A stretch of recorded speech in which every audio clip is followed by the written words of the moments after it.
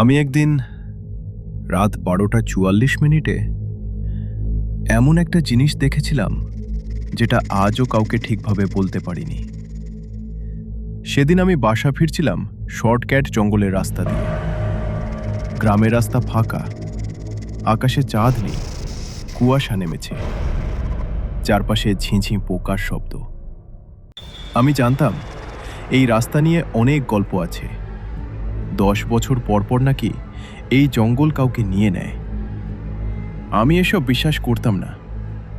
হঠাৎ আমার পেছনে পায়ের শব্দ, ধীরে, ভারী, মাটিতে চাপা পড়া শব্দ। আমি থেমে গেলাম, শব্দটাও থেমে গেল। আমি ধীরে ধীরে পেছনে তাকালাম, কেউ নেই। নিজেকে বোঝালাম ভ্রম। আবার হাঁটা শুরু করলাম। এইবার শব্দটা আরো কাছে, ধপ ধপ ধপ। এবার পরিষ্কার শুনতে পাচ্ছি।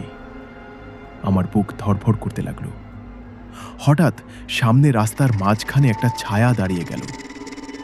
দূর থেকে দেখতে মানুষ মনে হচ্ছিল, কিন্তু অস্বাভাবিক লম্বা, হাত দুটো হাঁটুর নিচে, মাথা কাত।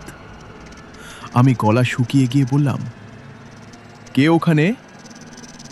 কোনো উত্তর নেই। ধীরে ধীরে সেটা মাথা তুলল। অন্ধকারের মধ্যে দুটো হলুদ চোখ জ্বলে উঠল। ওটা মানুষের চোখ না। তারপর একটা শব্দ, হাড় মোচড়ানোর মতো। আমি দেখলাম ওটার শরীর বদলাতে শুরু করেছে। হাত লম্বা, পিঠ বাঁকা, মুখ সামনে বেরিয়ে এলো, চামড়া ফেটে ধারালো দাঁত। ওটা মানুষ ছিল না, ওটা অর্ধেক মানুষ, অর্ধেক জানোয়ার। হঠাৎ সেটা 4 পায়ে নেমে এলো। এবার দৌড় শুরু। আমি দৌড়ালাম।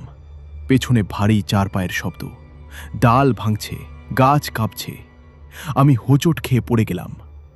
আমার ফোন ছিটকে দূরে পড়ে গেল। স্ক্রিনে সময় চলছে 12:44। ঠিক তখনই আমার মাথায় একটা পুরনো স্মৃতি ফিরে এলো। 10 বছর আগে এই জঙ্গলে আমরা কয়েকজন বন্ধু মিলে একটা অদ্ভুত প্রাণী দেখেছিলাম। গ্রামের লোকেরা বলেছিল ওটা অভিশপ্ত কিছু। আমরাই ওটাকে আগুনে পুড়িয়ে মেরেছিলাম। পুড়তে পুড়তে ওটা চিৎকার করেছিল, প্রতি 10 বছরে আমি ফিরে আসব। আজ থেকে ঠিক 10 বছর পূর্ণ। আমি অনুভব করলাম কেউ আমার পেছনে দাঁড়িয়ে। গরম নিঃশ্বাস আমার ঘাড়ে লাগছে। একটা কর্কশ গলা, সময় হয়ে গেছে।